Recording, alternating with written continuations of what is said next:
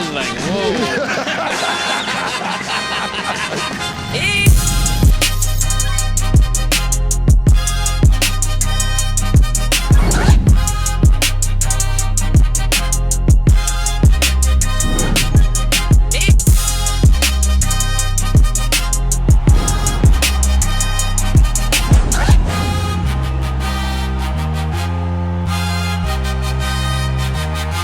Welcome back to It Is What It Is. This episode is sponsored by Underdog.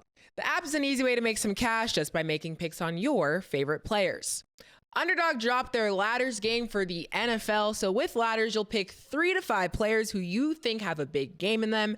Winning is very straightforward. The bigger their nights, the bigger your payout, so your payout will jump up for each level hit by every player. Pick who goes off correctly, and you could take home up to 1,000 times your money in one night, y'all. 1,000 times. So here's my entry for Thursday Night Football. Try out ladders today by signing up with code ITISWHATITIS and play just $5 and get $50 in bonus funds, y'all. $50 in bonus funds. I'm Treasure Wilson, aka Stat Baby, along with your hosts, Mace and Cam. Killer, what's good, man? What's good, bro? How you today? Chilling, man. What's going down, man? There's a lot going down, man. Pause. How you doing, man? What's up? What's going down? What am I missing? What's happening? I'm here to make sure you're good, you know? I appreciate it, man. Thank you very much, man. I'm good. It sounds like you want to say something. Get this sound. What you got? Some lyrics? What you got? What do you got? Because I have a folder for defensive purposes at all times. It's a folder. I have my folder available. Yeah, I hope you're ready, man. I don't know. I don't know what you're up to, but. I'm on your team, you know? Good. You got the pink on today, I see. Both of you, actually. Yeah, so it looks nice, man. I don't know what you up to, but I know you too long to know something's about to happen, but I'm ready. Yeah, I was going to ask you, can I ask you some things, but, you know. Good. Yeah, I mean, you know, how you doing, though? How you doing? I told you I'm fine. I'm still doing fine from 90 seconds ago. I'm still doing great. You know, I know you. I just want to make sure you're good. You know why wouldn't I be good, though? My bad. I was actually looking for the topics. Now I was looking for the topic, so now I can focus. Yeah. Why would I be good, man? What's going on? I just want to make sure you're well, yo. No. That's all. I'm actually, how you doing, man? I'm doing good. Is it people out there that's not well? Is it people out there losing their mind? Yeah. Just making sure we good, you know. Oh. Who's losing their mind? You know? I used to know. I don't know where everybody is today, you know? Yeah, you're right. The people from before aren't the people today. Yeah. I ain't know if you talk about the Pirates of the Caribbean.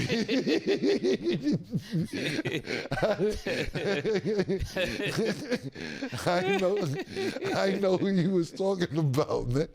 That's what I wanted to say, Kim. You gotta chill out, Kim. You gotta chill out, Kim. Yo, you wild, man. For my birthday, you gotta chill out, Kim. You a wild nigga. Ain't even your birthday month no more. I don't know what to say. You turning into a chatty patty.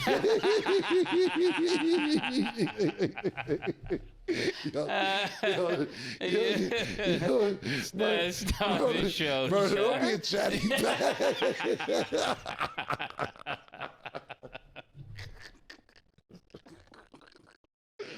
Oh man, my bad. That's why I was asking you, are you okay? Yeah, I was looking for the topics. I wasn't sure. I didn't make sure I found the topic now. Yeah. I kind of was just making sure. Now I understand what's going on. I'm usually not that slow, of course. But yeah, man. I guess I'm all right. Okay, that's all that matters. All right. Okay. How Well, you good, Chris? How you doing, Chris? I'm a chatty patty. No, I said, no, I was asking, how you doing, Chris? I heard somebody say your name too. I was just checking. Yeah. I was just saying, man, if you good? Yeah, I'm good, All right, man. so if you good, I'm good. Yeah. Oh, man. Oh, My man. stomach is hurting. This nigga, this nigga here, man. Yeah. Wild nigga, man. okay. Well, today we have a familiar face that I'm happy to welcome back. Introducing our analyst, Maurice Clarett. Hold up, Hey, Maurice. Hey, yo, look Maurice, at my nigga, man. you ain't get that much money over the summer to be doing that. Rings. Yo, Mo, chill out, Mo. You haven't even been back. Last week I was wondering, are you still on the show? Hey, yo, This how you pop out pause, for real? Hey, yo, bro. He got on wild rings. And not only that, his background, his shit is crispy. Like, oh, go on the motor. Yo, the nigga got yo, nigga look like. Oh, Mo acting crazy. Mo, you acting crazy now, Mo. Yo, fam. Yo, nigga on the championship rings. The background's pristine. The chair look nice. Yeah. The suit fits you pause very well. Mo, what the fuck? What kind of contract Ryan Day and them niggas gave you over there in Ohio State, man? Cause everything looked. Hey, look at the nigga with the. Nigga drinking water now. Yo, the nigga got the skin pores, everything. Yo, Mo caught a wild check. I'll tell you this much, Mo. I'll tell you this much. Our fans was in hysteria last week when you wasn't on. They was like, where the fuck is Mo at? Where's Maurice? Like, fam, the fucking niggas was DMing me like, yo, y'all some foul ass niggas. Y'all ain't gonna bring him. I'm like, Mo is gonna be, he's just on a different day, Wednesdays. Now I said Tuesdays, but I meant Wednesdays. And he'll be back next week. But just to let you know, our fans love you, man. And you can't leave the show if you wanted to, nigga. You part of a gang now, nigga. I'm just telling you that right now. So if you ever try and go somewhere, nigga, I'm gonna put a hit out. But you look very pristine and look very good, man. But the fans, of course we missed you, but the fans really, really missed you, man. And I'm happy that you back. Yeah, brother. I'm gonna call a nigga European Mo. You see, he try to wear the skinny tie like he from London. Yeah, my niggas sitting. Niggas hating on you, Mo. I'm gonna tell you this one, Mo, but I'm gonna tell you this much, Mo. You can't go back now. You can't. You gotta be. You can't even go back to standing up every episode and everything. This is the new look from now on. So don't go backwards. Yeah, I got a few dollars, so I got a collection of suits, and I'm on earlier in the week, and I know the appropriate thing to do earlier in the week is to wear a suit, so I got y'all. Talk that shit, nigga. I like that nigga shit. using his hands like he's Ryan Clark now. Nah, I don't know if I like that. I like it, man. Pause. It's fire. Yeah, I like Yo, Mo, the you're not look. Ryan Clark, Mo. Hey, listen, look, the brand moving forward, man. Look, I was in the same. Look, I was in the same streets that y'all was in. I heard all the fans going crazy. And when I came back, I wanted them to see me at my best. And since there's a lot of attention in the YouTube streets with, with everything going on, I just wanted to make sure there was eyeballs on the show. I just wanted people to see me at my best. And that's all I was doing. Man, go ahead with that Mo, shit, nigga. we applaud it, Mo. Yeah, for real. nigga. I was just asking you the questions haters would ask, Yeah, man. But we supporting it. Yeah, you look good, brother. Sure. Definitely glad to have you back. Appreciate it. Okay, so we got to talk some college, and we're going to start with Colorado. So Coach Prime is shaking things up in Colorado with the expectation to start their third-string quarterback, Ryan Staub. So Colorado had won their game versus Delaware 31-7. Maurice, what's your take on this? I personally believe that this is Coach Prime finally trying to build post Shedeur and post Travis. And what he's doing is realizing that he doesn't have a superstar that can basically garner the attention that Shedeur and Travis did. And so now he's trying to label his program as a place that you can come and develop. If you see what he did in the offseason, he had brought in Byron Leftwich. Obviously Byron Leftwich had a ton of success as a football player. He had Warren Sapp. He has Marshall Falk. He has Pat Schumer. So this is him trying to assemble his team based upon skill and what it is that you do at practice. And so I look at this as a good thing. I think that there's a lot of recruits throughout the nation who may look at Coach Prime and say, hey, man, I don't have to be a five-star recruit or a high-profile athlete. I can go in there and compete and then maybe get some attention and some development that I probably couldn't get elsewhere. So I just think that this is the start of something new with him building without the superstars with Travis and Shedeur. Yeah, I like what he's doing. Actually, when you start a third-string quarterback, it lingers throughout the team, pause, for real, because now it sends the notion to everybody on that roster that I could start next week. You know, I could go from wide receiver number 2 to wide receiver 1. I could automatically get boosted up in the rankings, and it turns the practice field into a real place that you can compete at. Because sometimes when you're playing on a team, the coaches already have who they want to start. They already know who they want to be on the front line.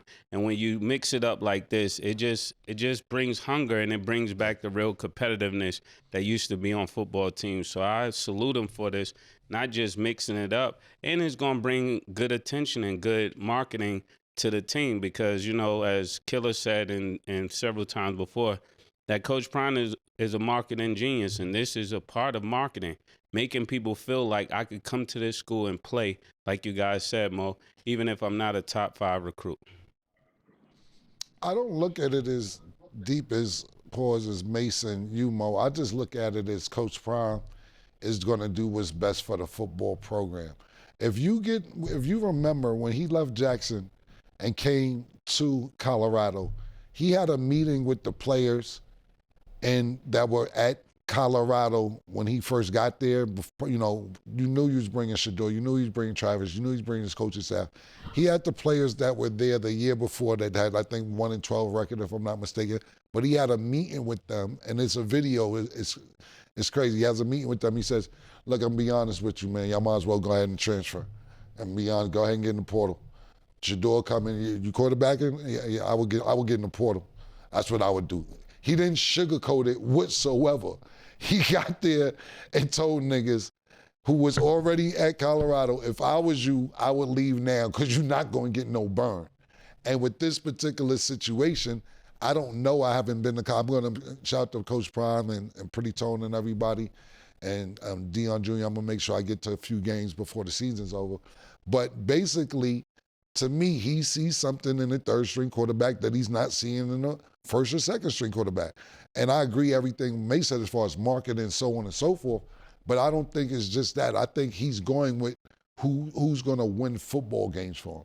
So we're not just seeing, obviously, you're in practice, and we're not in practice with him, but obviously he's seeing something in the third-string quarterback that he's not seeing in the first or second-string quarterback. I'll give you a great example, and just using myself.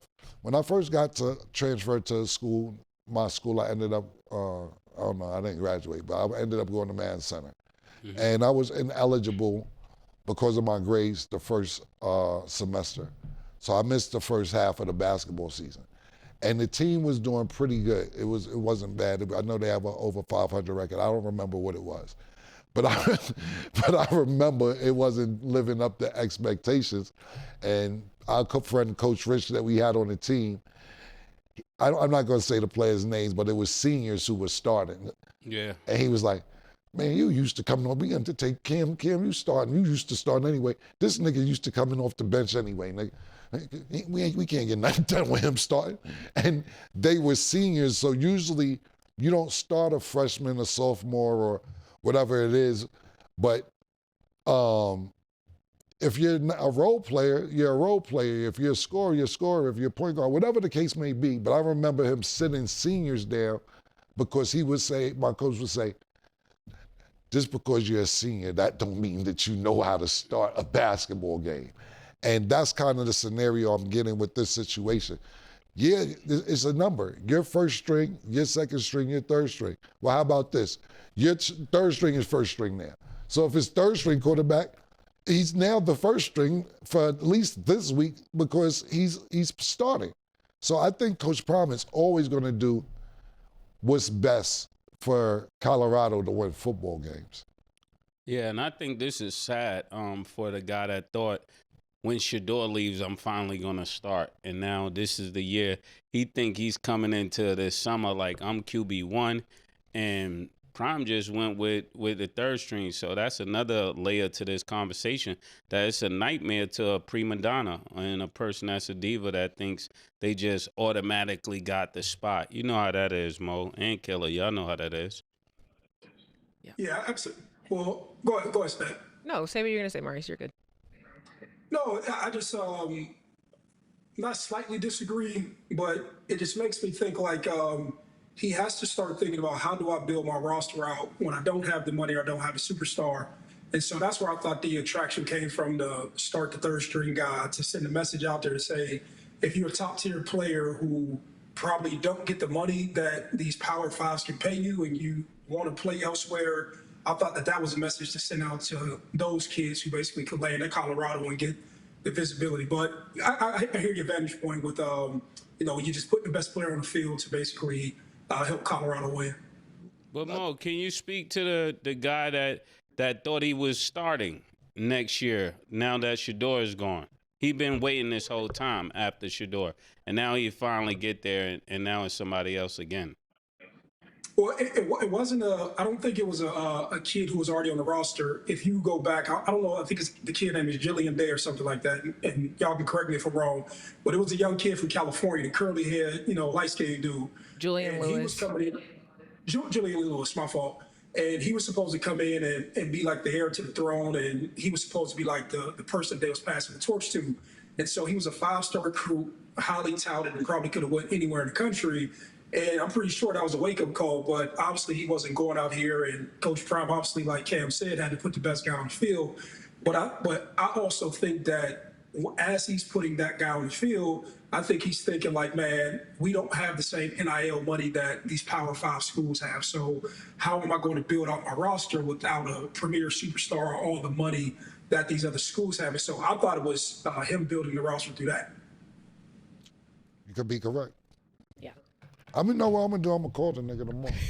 So I'm just asking niggas straight up. Like, I just looked at the, I was like, I'm gonna call him, but it's a little, he's in practice probably right now. But I'm gonna call the nigga later on in the day and get the exact answer on why he's doing it, so we don't gotta speculate. Yeah. I'll also just add for Ryan Staub. So basically, both of the other two quarterbacks went in before him, but when he entered the game, he actually completed 7 for 10 passes for 157 yards and 2 touchdowns. So I also think it just comes down to, like, even if the expectation is like we're going to go with the first string or the second string, like if the third string is going to take over when the moment presents itself, I just feel like that's the one that we got to go with for the next game. So all those, reasonings are also great, but I also think that Ryan stepped up when needed to, and that's kind of how it's translating. Hopefully he continues to do so for the next of their games, but I'm excited to see what's to come next for Colorado. Okay, so now that Shedeur and Travis Hunter are both in the NFL, Maurice, what does success look like for Prime now? I think with him, I don't think that it changes. I think that he's been vocal about wanting to make the college playoffs and take Colorado from like this middle tier program and it being more about him to the program actually getting into the college playoffs. And so I don't think success for him changes, but I think that you have to talk about a realistic path of how you get there based on your resources. And I think I was trying to make that point, with the first question where, if it is to get to the playoffs, you need, the guys between the tackles, the offensive line and the defensive line. And when you don't have the money that these Power Fives have to get these premier players, like there's other mechanisms that you have to use to basically, get those players to become competitive. Yeah, I think they got to get off to a really, really good start. That's what it's going to look like as success. I mean, I hate to make it so simple, but when you got a team that's been so storyline by so many superstars and so many great moments, is almost imperative that you start out with a great run, because it starts to build a narrative that they're not able to win now that he doesn't have his children or Travis Hunter. Yeah, I kind of agree with Mace. I think it's pretty simple. You got to win. And with Coach Prime, the lights have been on him since college. And we seen this with Shedeur, with Travis Hunter there. They was hating on them when they were there. You know, why is Coach Prime in a press conference with sunglasses? Marketing genius, get the sunglasses, make $1 million next week off the sunglasses. You get what I'm saying? So they've been hating on Coach since he's got to Colorado. Not even Colorado. They was hating on him in Jackson, saying he's not swag or anything else. So for him, me personally, my opinion is try to get to a bowl game. If you get to a bowl game this year, niggas can't say shit. If you don't, then he's just, the critics, not myself or anybody up on our panel, the critics can't wait to be like, he can't do it without his son. He can't do it without Travis. You get what I'm saying? So to me, getting to a bowl game is a successful season, and making sure that he gets good recruiting for the seasons to come. Because he definitely just signed a 5-year contract, so I don't think he's going anywhere for a minute. So just getting back to that level of winning, because think about it, his expectations the first year at Colorado was win 3 games, and they won 4 games. The next year was supposed to win 4 games, and he makes it to a bowl game. And then if you have a downward slope, they was like, yeah, see, we told you. Listen, man, everybody goes through a rebuilding phase, and I'm not talking about necessarily colleges, because you know the top 5 schools all the time. I know, Mo, you don't know about rebuilding because Ohio State is always in the conversation of being a top 10 school, if not a top 5 school. But I'm just talking about different organizations as professionals. Sometimes you go through a rebuilding phase. Ohio, Alabama, LSU, y'all have the best recruiting programs because people know that you turn collegiate athletes into pro athletes. You have a great reputation of that. And I just think that's where Colorado needs to go. And Coach Prime had at least 5, 6 players go to the NFL. Whether they were drafted in the draft or not, they made it to the NFL. And whether they're starting or not, some of them are still on these teams. So he definitely has the reputation to say, look, 6 niggas just went to the league, nigga. Don't act like we ain't sending niggas to the league. And that's the ultimate goal for these football players in the long run. Great points. Okay, so Michael Vick and Desean Jackson both took the route that Prime took by taking college head coaching jobs at HBCUs. Do you guys see the same kind of trajectory as Coach Prime? Do you think it'll be a little bit different? Maurice, how are you feeling about that? I think it's going to be slightly different, and it's for 2 reasons, in my opinion. I think Coach Prime became famous, and I think our son's name is Bucky, the kid who followed him around the camera all the time. His son, that's Deion Jr. Bucky, yep. Yeah, I think he's the one who, I don't think Prime has become anything different. I just think the camera brought Deion into everybody's phones and living rooms and everything else. And I think just who he is as a person, I think just them showing his lifestyle and just who he is as an individual, just those 2 things, I think made a world of a difference. And when you look at Desean Jackson, a phenomenal player, Michael Vick, phenomenal player, people who have, every accolade that you could want to have from a football standpoint. But I think like in this era of social media, I think the social media piece and his son shooting videos, editing videos, you see in Deion's house in Texas or wherever it's at, and you just learning more about his lifestyle and learning about Shedeur and all that stuff. I think that played a major role. I don't see Michael Vick doing that, what he's doing over at the HBCU, and I hope he has success, and I don't see Desean Jackson doing that. And that's a little bit of like just people having comfort with, having cameras around them all the time. But I think those things made Prime popular. But I also think if people see Michael Vick's personality, and the last thing that people quit talking about just the trouble he's gotten into and happy he redeemed himself, and they can kind of see where he's at modern day, I think that those things will make a difference for both of those guys. Yeah, I think when it comes to Michael Vick, exactly what you said at the latter part of your take. I think Michael Vick and Deion is just 2 separate individuals from the aspect of their personality, from their temperament. They're both dogs on the field. But as a coach, I don't know what Michael Vick is like. I had the pleasure, of watching him play a lot of years in Atlanta, but I don't know what he's like as a coach. Sometimes the same way you are as a player doesn't translate to being a coach. He could be a total different coach than he is as a player. And I'm waiting to see that because right now the team is 1-1.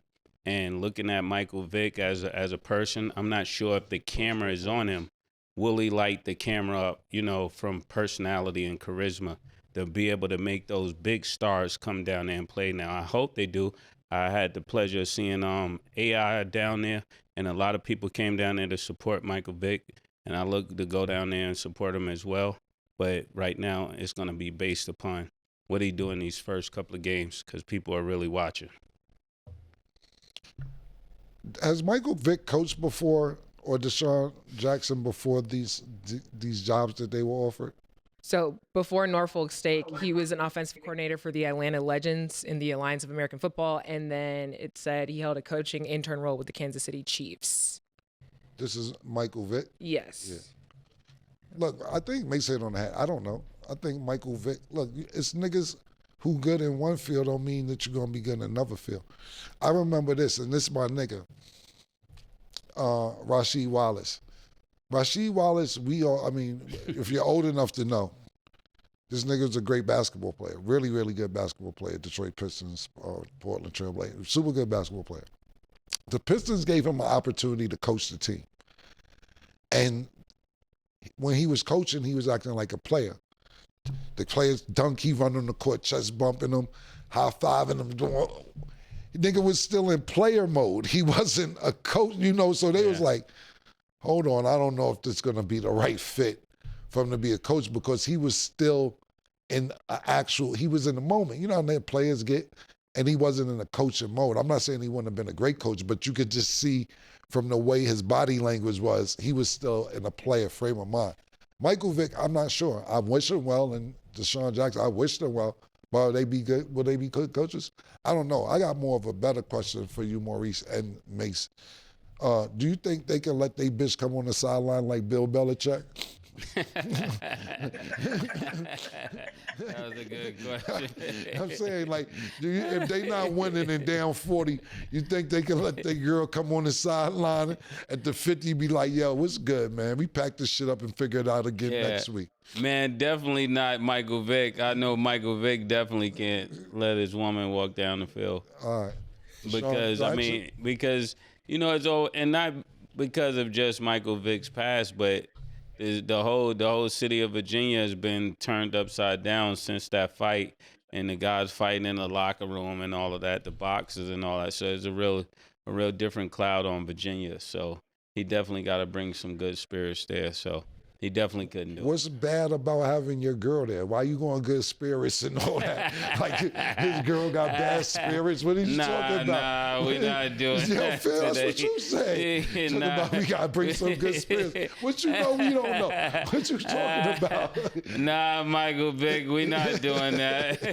Right. Michael Vick, we're hoping you succeed down there. But I'm saying when we're talking about Bill Belichick, a black person, period, can't have his girl on the field. I don't care if it's his wife or whatever. They're just not doing that. Right. Especially not a side joint. That's all I was checking with, because Bill Belichick, Dre, I would guarantee you any amount of money she going to be there next week after the 40-point loss. She don't care what nobody says. If she's up there next week after the 40-point loss, then Bill might be out of there, man. They might have to forfeit the money if she down there. My opinion on Bill Belichick is if they don't go at least 500, he's out of there. That's my opinion. I think he has to do minimum 500 for him to keep that job, because there's already too much shit going on when nigga be like, the athletic director need to talk to him. They questioning that ass. They questioning the nigga like, yo, is everything okay? Why is it so much? There's too many questions about his girl. He don't go 500. I'm doing the underdog. If y'all want to put this online, the over and under. If Bill Belichick don't go 500 this season, he's getting fired. Underdog, make it happen. And then real quick, Maurice, what do you think? What would it take for Belichick to be out of there? I don't know. I was going to ask Cam a different question. I was going to ask, does Bill Belichick leave himself, or do they fire him? And so you said fire him, but I think he has to go. But it'd be shameful to watch Bill Belichick go on a game like this. And he might be showing love mode that his girl said, we out of here. And he go, yeah, babe, we out of here. That's my point. I think that's what we've been discussing. That's crazy. Yeah, that's what we've been discussing. Listen, I told you I had some people that work with him, and it's not just the stuff that we see on camera. It goes on off camera as well, to where she's controlling a lot of his environment and is rubbing off on business. I'm like, I know it sounds funny and shit, but when the athletic director has to have a meeting with you about your girlfriend and with her, like her being around too much, that's a problem. But when you win, winning solves a lot of shit. Yeah. When you winning, niggas like, But they losing. That's my point. And that's Yeah. why I said if he doesn't go 500, he's going to get fired. As far as him leaving, I don't think he wants to leave because, look, Bill Belichick is not starving for no money. I think he just doesn't want to retire. I don't even really think that he wanted to coach college. I just think it wasn't an opportunity for him in the NFL. And so he's like, nigga, I'm in my 70s, but I'm in good shape. I'm about to go coach. I can't sit at home all day because he has enough money to sit home, but he wants to work. But does he really want to work for North Carolina? I don't think so. I think that was the best opportunity that he had presented to himself. He might be. I mean, he might be fired and don't even know it. You know, non-blacks, they fire differently. Okay. What is that? No, just non-blacks is crazy. Let us know what you guys think will happen in the comments down below, because at this point, anything can happen. Am I tripping, Scott? You're by not saying that? tripping. That's not what I was expecting. But you know how non-blacks fire, right? Non-blacks is a crazy statement. Okay. All right. But I hear you. Okay, what's going on with the Miami Dolphins, and do y'all trust Daniel Jones? We will discuss after the break.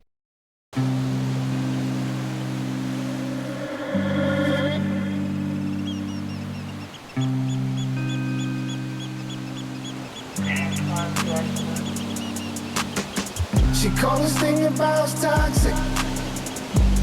4 years and counting. Got you feeling like an option. Maybe I'm my own problem, babe.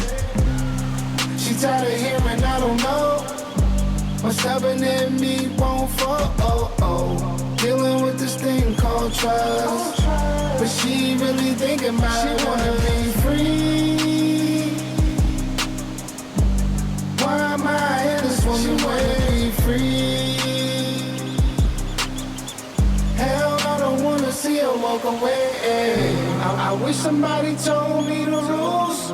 Disagreements let her win, and it's cool. Even when I'm right, this ain't about you. Welcome back. Now let's get into our underdog picks of the day. So like we said, Thursday, the Commanders will play the Packers. Underdog has Josh Jacobs at half a rushing and receiving touchdown.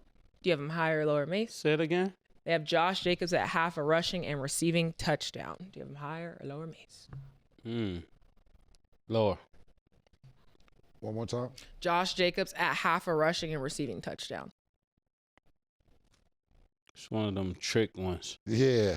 It's Higher. not underdog be going. Higher. Okay. Terry McLaurin is at 54.5 receiving yards. Do you have him higher or lower, Cam? Higher. Yeah, higher. Okay, make sure y'all download the Underdog app and you can make your picks too. So we talked about all the games, but there Also, was real quick, Underdog. People, listen, we love y'all, but people are complaining about getting certain states. Ohio's pissed off. Niggas in Cincinnati, they pissed off.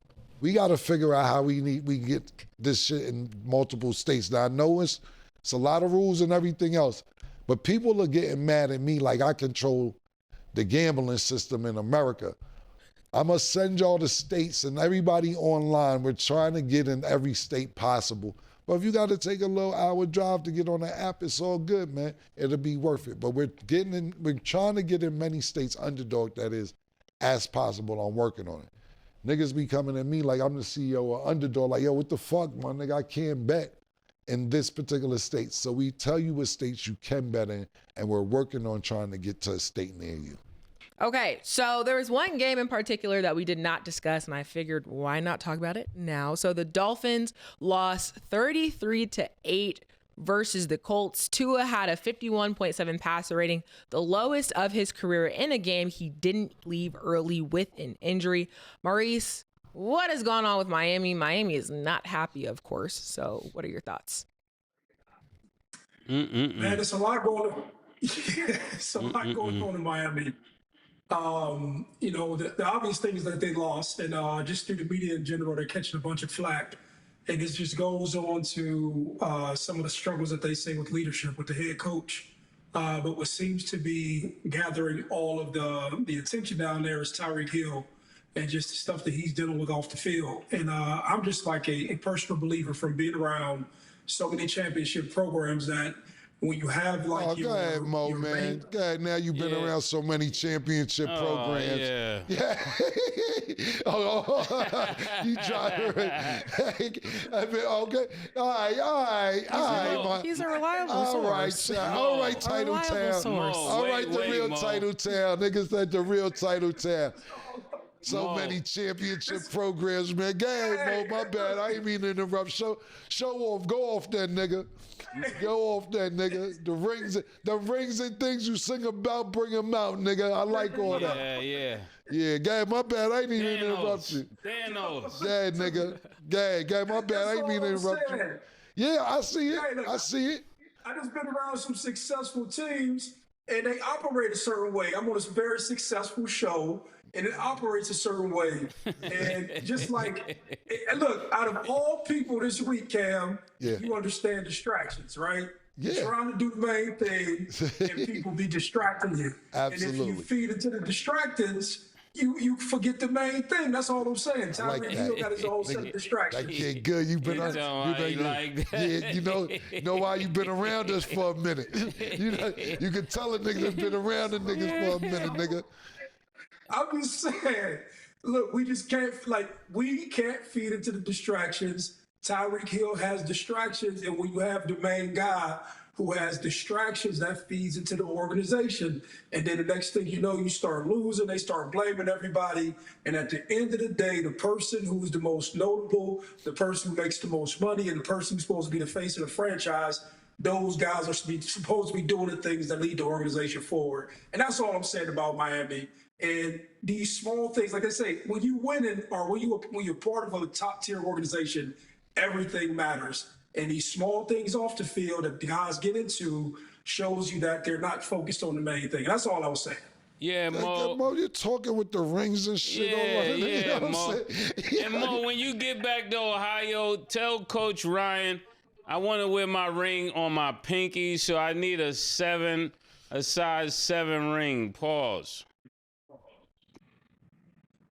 Well, I'm in Ohio. I was just about to say, Murder. Where you think he at? He's holding the rings and they ain't send me my ring, you know? So. Murder, you didn't show up to the game. They over you, my nigga. You left niggas hanging poor. It's my blessing, though. If I take my blessing away, they don't win. That's what's going on in Kansas City. Everything is your blessing. Why Mo can't give his blessing? Your blessing is better than his blessing? No, if it is, just say it. Yeah. Is he killer's having a week? I'm gonna let him have his week.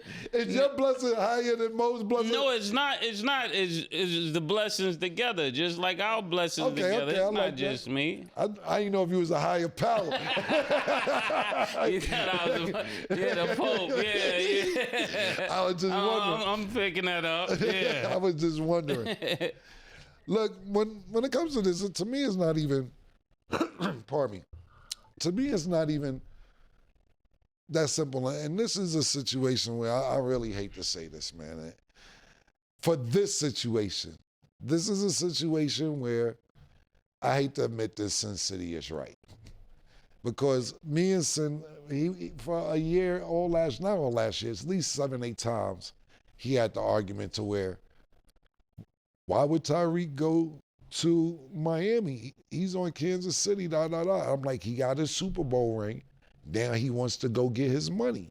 It be like that sometimes, even in other sports. Niggas get the ring, they want the money. Niggas get the money, then they want the ring. We seen players who take less money to get on the team to try and win a ring. We seen players that get a ring and then go on another team for more money to try and get the most money they could get. And this particular situation, Sin used to be like, yo, Tyreek Hill, he bugging. Yo, you could make that money up, yada. And I used to be like, look, he got his ring. Now he wants his money. I'm not mad at him. But see, Tyreek made me look stupid because he's crying now. My bad. So Tyreek is making me look crazy now because of him crying. If he would just be like, man, don't worry about it. We had a rough season. We gonna get back to it next season. Cool. You finish off the end of the year with your press conference saying basically that you're not happy with the situation because you're not winning.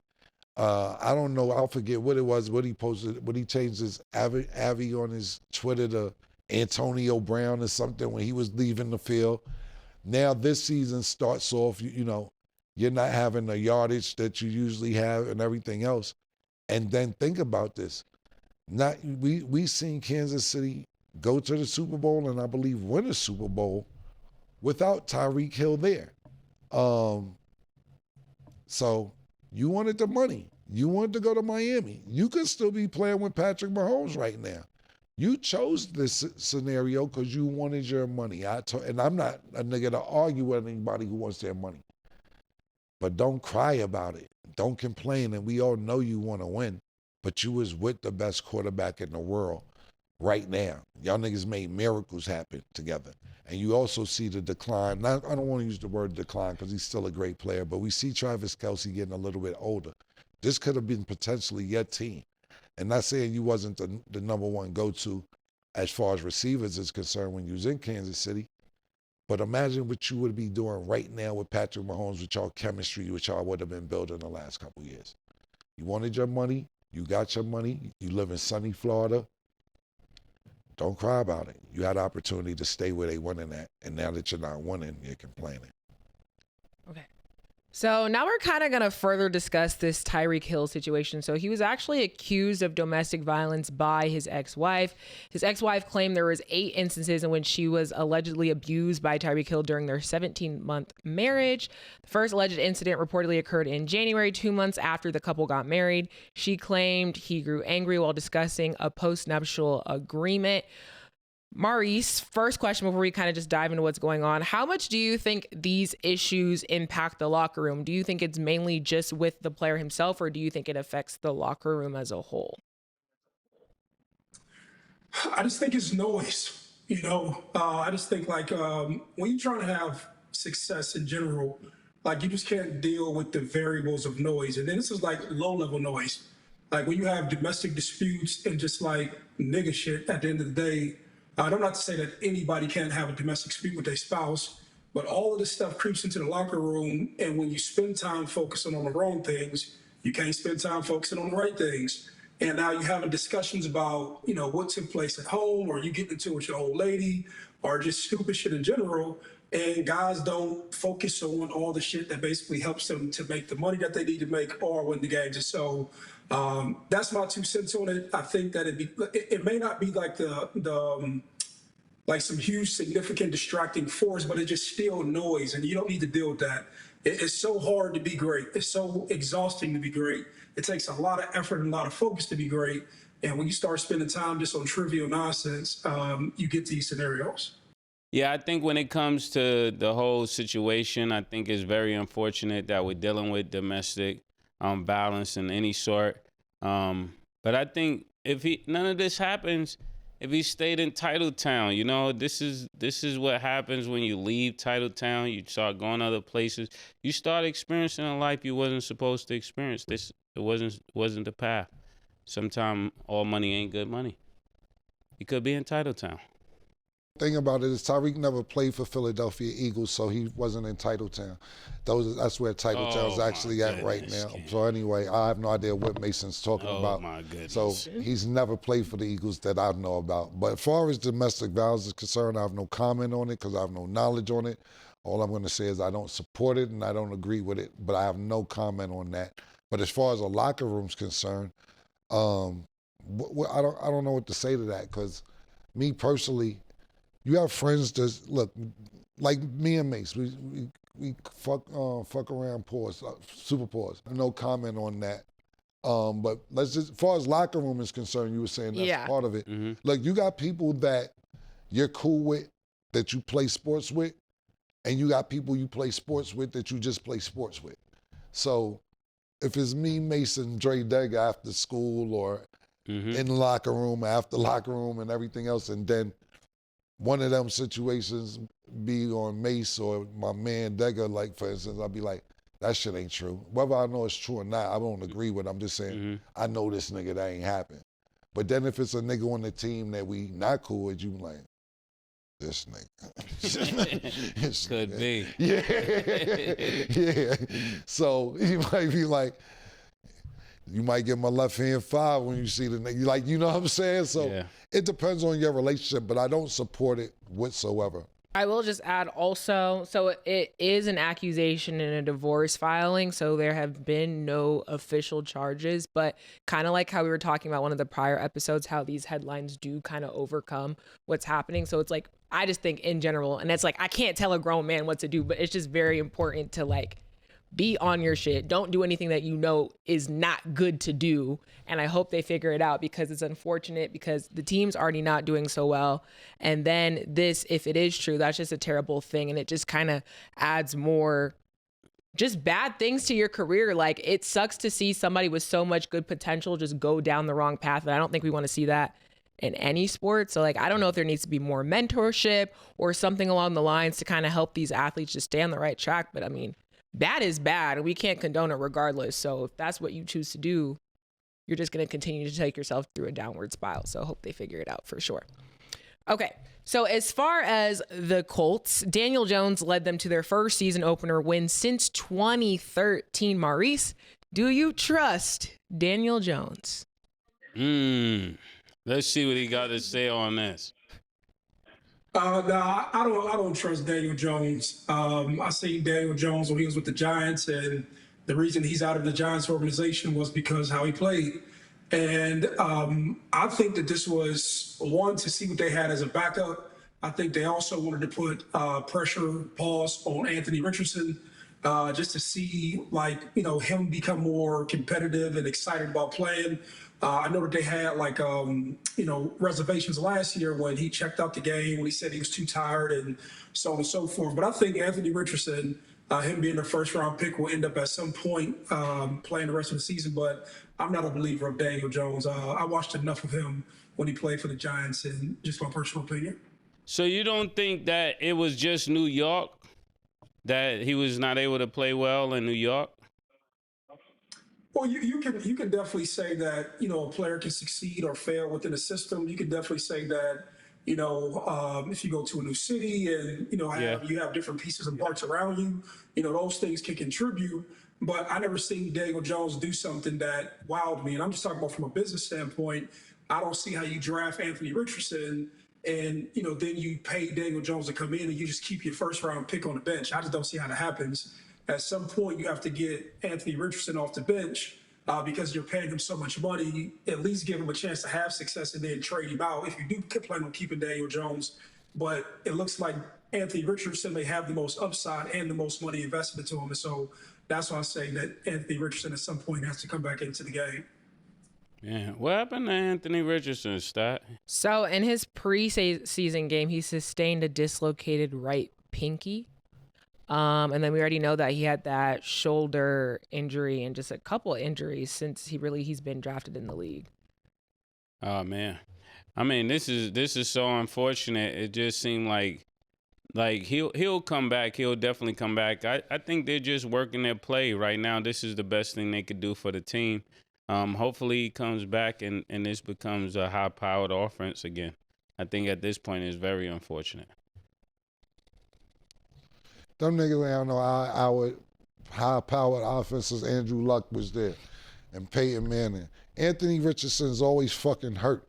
He's never available, ever, since he's been there. Like, I'm not saying he don't got a future one day, but what fucking season are you not going to be hurt? And I'm not one to diss niggas, but look, my nigga, you played the full season ever? No. He said he was tired. That was last year, but the year before that, he got hurt. Last year, he got hurt too. Then he said he was tired because he was hurt. But then when he came back, his conditioning must not have been good. So then he was tired. And then they put Joe Flacco in for 3-4 weeks, then brought him back. And now he's back again hurt. As far as, I don't know if he's able to sustain a full season in the NFL. Now, if we're talking about this being his third season, when are we going to see him be the future that he's supposed to be. This is 3 years in a row that there's some type of injury. So I'm not putting faith into him because he can't stay on the field. That's first and foremost. As far as Daniel Jones is concerned, I can't say if he's the answer or not. I think he had a spectacular game, but not just that he had a spectacular game. Miami had a terrible game. From turnovers, the attitudes, the headaches, the shit that lagged in the offseason, bringing it into the first game of the season. It was a good game combined with a terrible game from Miami. So we'll see next week, and I believe he'll play the week after that. And then we'll see if Daniel Jones can sustain the success that he had last Sunday. But I don't know if he's the answer right now. But at the end of the day, I don't know if Anthony Richardson's the answer either because he's always hurt. You notice we didn't say much about Tua. Just what are you going to talk about? He didn't do much to talk about. I know, this is crazy. Yeah, and this is the problem why that Tyreek Hill is having a problem with. Tua was 14 for 23, 114 yards, 1 touchdown, 2 interceptions, 3 sacks. Look, I think Tua's just trying his best not to get a concussion, man. And that's what it basically boils down to, man. Career on the line. I ain't lying. Yo, that nigga to get another concussion, they gonna say, that's it. That's it. It's over for you, nigga.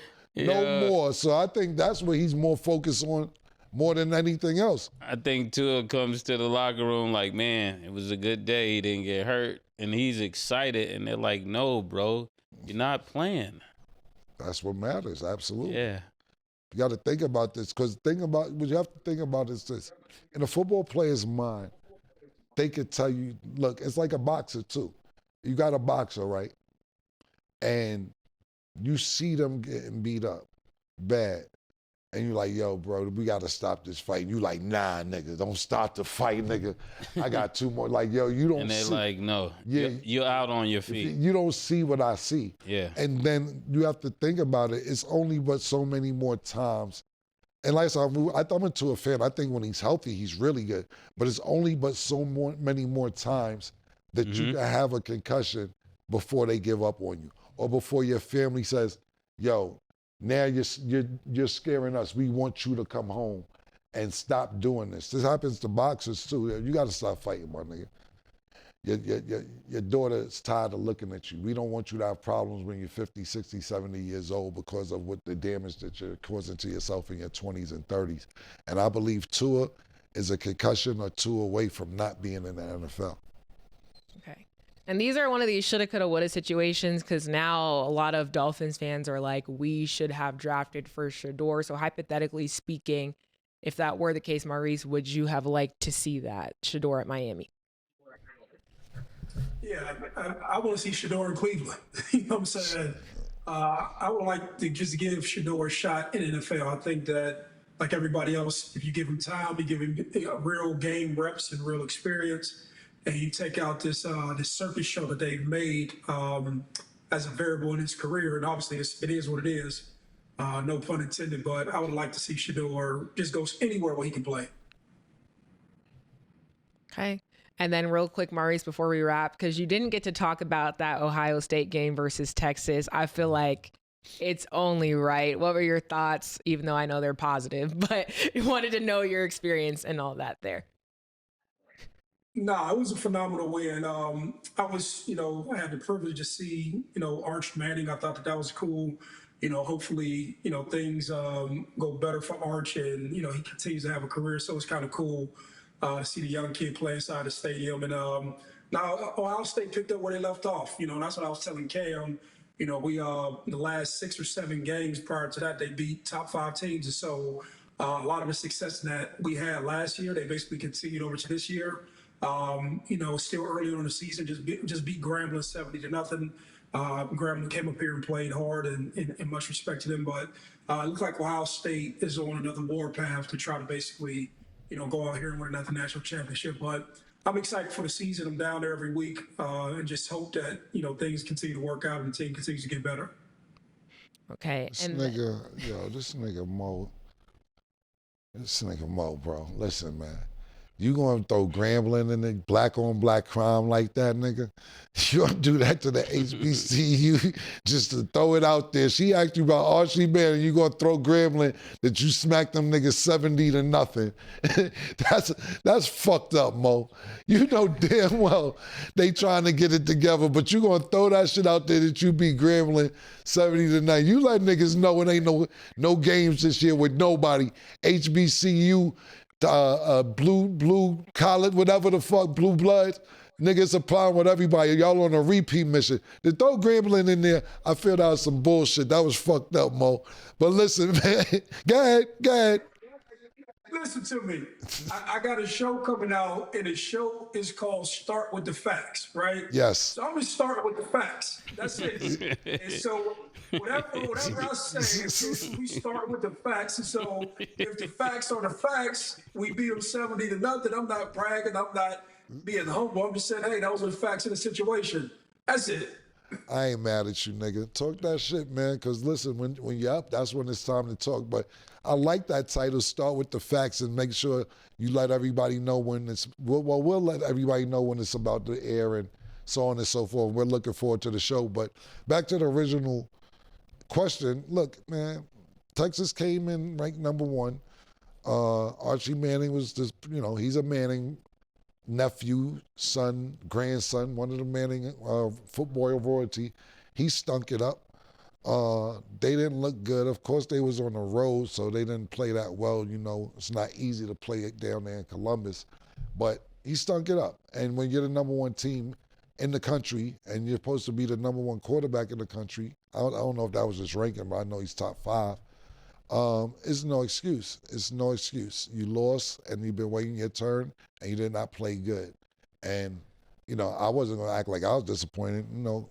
I've been giving Mo a hard time, pause, because he gave Murder his T-shirt before I got my Ohio State T-shirt. So I've been fucking with niggas about like I'm not Ohio, but I really am Ohio. I'm happy that they won. But I told Mo, me and Mo was having a little back and forth online because I'm like, Mo, don't act like y'all killed niggas. That's what I'm saying. This is the shit I'm talking about, Murder. He wanted to go 70-0, but they didn't play that good against Texas. They don't act, they wasn't world championship Buckeyes against Texas. Y'all won the game, but don't act like y'all killed them. So you want to bring Grambling in to make up to say, okay, we snuck away with a win week 1, but let niggas know we beat the HBCU by 2 million points. It was okay against Texas. Y'all won, which mattered. But y'all didn't look that great. Now, the MVP of that game is Patricia. These niggas got the defensive coordinator of the fucking year coming from the NFL, and they put the clamps on them motherfuckers in Texas. And obviously, they put the clamps on Grambling as well if they didn't score any points. How much did Texas score? 7 points, I believe, if I'm not mistaken, when y'all played them? So you got a total of 7 points in 2 games with that Ohio State Buckeye defense, man. Patricia, he getting that check that he deserved to get right now. Yo, he sound like he's starting with the facts, Mo. Are you Ohio? That's your team too. I know, but I can't. I go with the facts. Valid. The thing about it is this, man. I'm really a Buckeye, man. Y'all niggas is Florida Gators when it's convenient. Miami, anything Florida for Murder when it's convenient for Florida. You know what I'm saying? I can't do this right now. That's what I'm saying. Anything convenient. I don't even know Milwaukee. I don't even know how Mace got to Ohio. I've never even been on the route. That's not even part of your route. Mo invited me. The people invited me, Killer. And I sent my blessing. And you let them down. And I sent my blessing. Just let them down. I was there in spirit. Oh, no. It spin cycles, wow. The machine shaking. He was there in spirit. It's crazy. Well, y'all, that is all the time that we have for today. Maurice, it was a pleasure to have you back. Word up, Mo. Thank you, man. For real, Mo. Okay. Thank y'all for watching. And as always, it is what it is.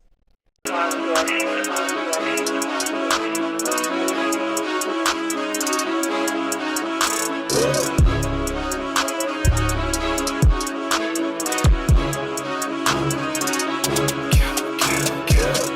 what you want, nigga. Everything, nigga, super size.